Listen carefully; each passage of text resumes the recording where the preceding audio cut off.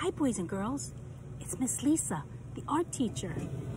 I'm outside right now in the evening, early evening, checking out the moon with my binoculars. I don't have a telescope, so I'm using these, and they're just as good. I was just looking at the moon with all its craters. It's only like a half of the ball that I see, which means that only half of the moon is exposed to the sun, because the light on our moon is from the sun. You're going to learn all about that this week, because this week is the solar systems, and you're going to learn all about how all the planets orbit around the sun, and the moon being one of them. So I'm going to go back to my gazing at the moon and wait for some of the stars to appear. It's a little early yet, and as you can tell, it's not too dark. So I'll be back. Stay there. I'll be right back. Hey, boys and girls, it's Miss Lisa. I'm back. It's getting a little darker out. I could see some of the stars, but I'm getting eaten alive by mosquitoes. Ouch. You know, when I was a little girl, I used to look up at the stars, and I always wished that I could grab one of them. My brother told me if I grabbed one of them, I would be able to make 3 wishes, and they would come true. I always tried to grab one, but I could never reach it. I'd climb on a ladder, still couldn't reach them. Once I even went on the roof, but don't you try that. Still couldn't reach the stars. But I reach for the stars every day of my life. They're kind of like a marker for goals that I try to make in my life. It's something I do for me. But I love the stars, and I love looking at them. They're so beautiful and twinkly. We're going to make a star today. I call it the wishing star, because it brings me back to when I was a little girl, always wanting to wish on a star. So if you're ready, let's get started with the project. I'm going to go back in the house because the mosquitoes are eating me alive. And we'll take up in my table of art, okay? So I'll see you in a little while. Bye.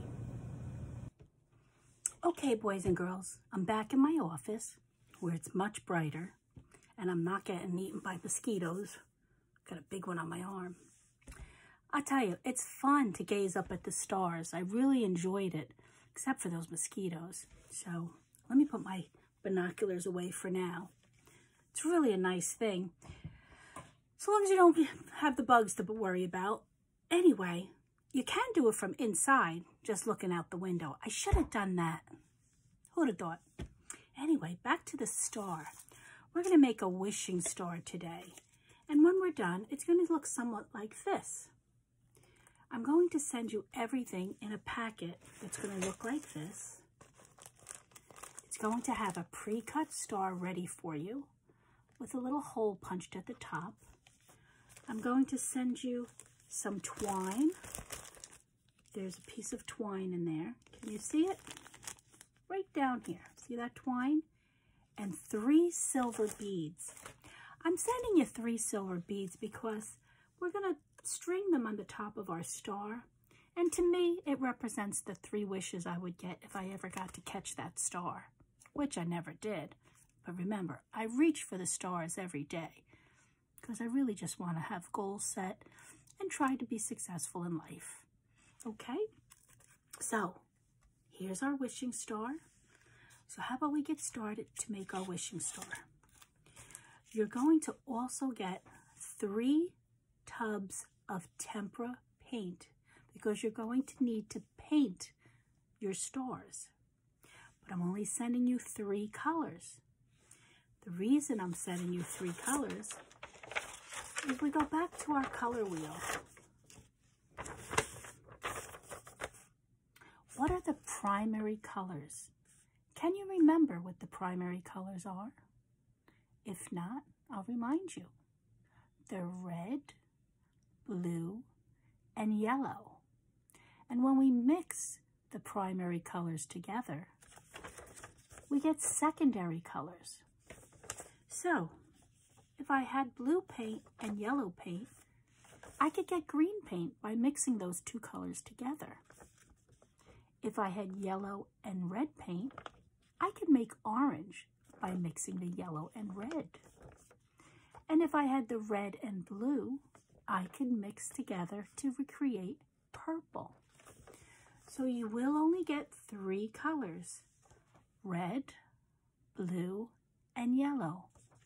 And you will mix them to create your green, orange, and purple. I'm sending home this sheet here that shows how to mix the colors and a color wheel, because I don't want you to forget about your colors. You were doing so well before we all left to go home. So I want to keep it fresh in your mind.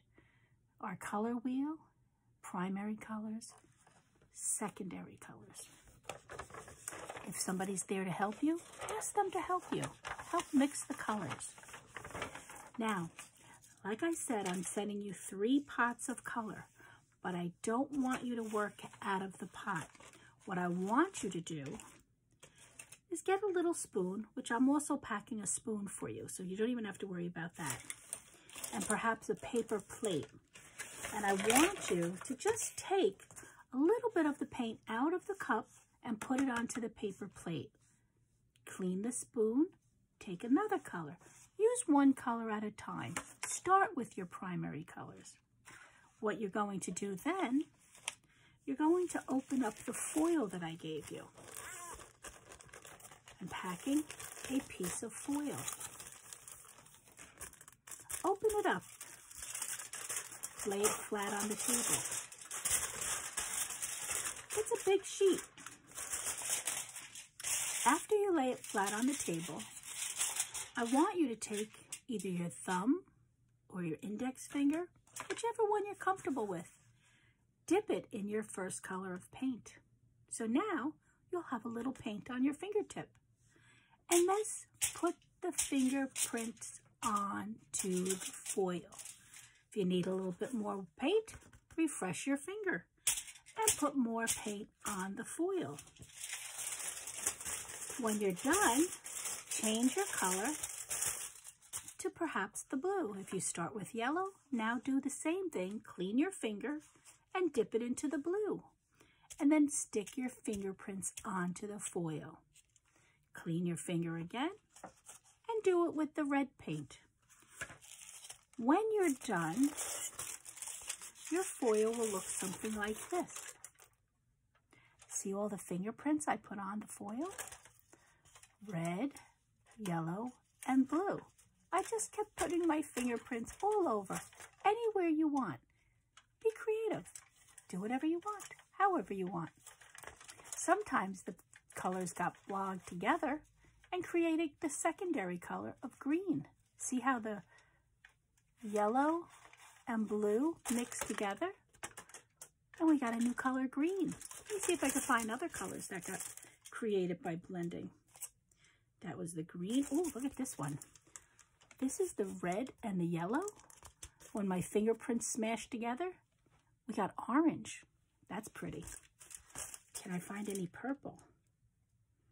Oh, there's a little one of purple. It's not real strong purple.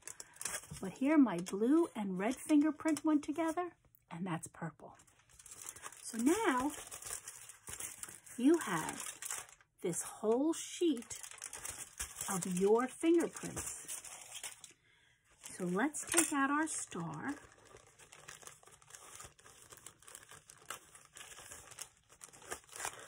Now, does this look a little odd to you? It's not an exactly perfect star, but who says stars are perfect? It's kind of abstract to me. I like it.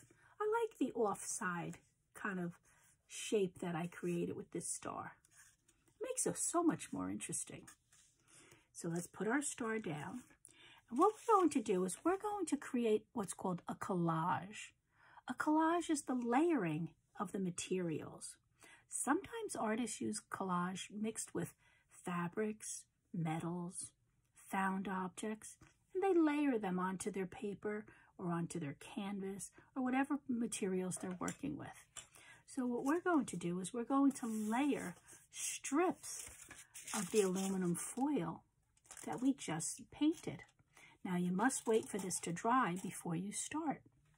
And once it's dry, we can begin making our collage. So I'm going to bring the camera down to my table so you can see what I'm doing and you can see how you'll be doing it as well. So hang on one second, okay? Okay, So at this point, you've already painted your foil by sticking your fingertips into the different color paint and leaving a fingerprint on the foil. Here I used the 3 colors, red, yellow, and blue, to create my fingerprint foil. Now we want to create a collage on our star, but we need to create strips from our aluminum. So what we're going to do is we're going to start ripping our aluminum foil into little pieces. Do you see how Miss Lisa's doing this?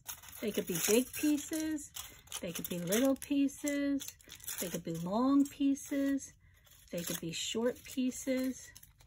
I have a very large piece of foil. Yours won't be as long as this, so you won't have to rip as many pieces as Miss Lisa is. Sometimes it's easier when you have longer sheets or longer strips to glue it to the star. So this is what I want you to continue doing first. This is the first step. Now, once you have all these strips, I'm going to stop tearing them for now. Once you've made enough strips, we want to start gluing them to our star. And this is where collage making comes in. Now, I'm going to grab a piece of paper because I don't want my cutting board to get full of glue. And you might want to protect your table as well. Now I have some really great liquid glue. Look at this, it's purple, but when it dries clear. So what I'm going to do is I'm going to start with a section of my star. How about I start right here? If you want, you could smear the glue with your finger, just so it's not really, really thick. And I'm going to start applying my foil. Look at that. There's my first piece. Now, how do I make this a collage? A collage is created when you overlap. So I'm going to overlap this piece of foil, and you can put the glue directly onto the foil, whichever you find easiest. You could do both ways. I'm going to place this right on top of that one. This is called collage effect. I'm layering my foil, and I'm going to continue doing this until the entire front and the back of my star is covered. Probably better off putting the glue directly on the foil, because sometimes we don't know how far the piece is going to extend. And we want to make sure that we have glue on all the pieces so they all stay down. So continue layering your star until it looks somewhat like this. You see how Miss S has layered this entire star? When it's dry, we're going to thread the twine through the hole that I've prepared for you. Now, while you're foiling your star, let me show you this. You're probably going to cover this hole. So let's pretend that we covered this hole, or actually let's cover this hole with our glue and our foil. It's going right over that hole. So now you're probably wondering, oh no, look how I folded this behind. That's how we start covering the back as well. Okay, feel for the hole. Okay, see if I press, you can actually see the indent of the hole. And since the hole's already made, it will be very easy to just take a pencil and pop it right through the hole. See that? When you're done covering this whole star, we're going to get our thread, the piece of twine that I packed for you, and the 3 silver beads. Do you remember what these 3 silver beads are going to represent? Our 3 wishes. If we catch that star, we get 3 wishes. Let's start by threading the twine through the hole. But it didn't go all the way through. I have to do both sides. There we go. So now it goes all the way through. Let's thread the twine through the hole. Then I want you to bring the two ends together. Twist them a little bit to try to make them one. And then thread the first bead through both pieces or both ends of the twine. See how it's one bead threading two pieces of the twine through them? Okay, both ends. Do the same thing with the other two beads remaining. Here we go. And then our last bead. Here's our 3 wishes.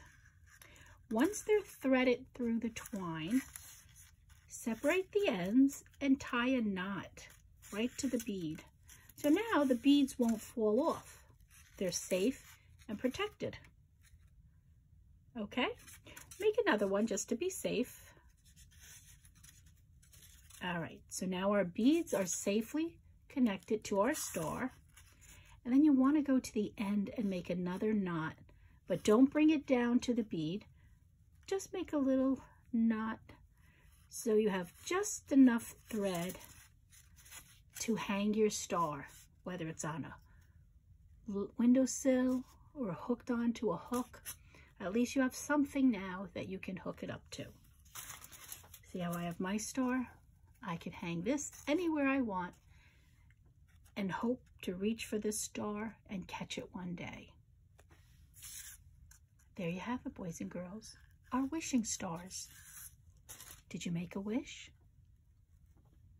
I did. And it was that you had fun. I hope my wish came true. All right, boys and girls, that's it for today. I really hope you enjoyed making your wishing star. And I hope one day you catch that star so you can make 3 wishes and they'll come true. That's what I hear. So until we meet again, which will be next week, summer session week 4, I believe it's all about habitats. I can't wait. This is Miss Lisa saying ciao for now from my table of art. See you next week, kids.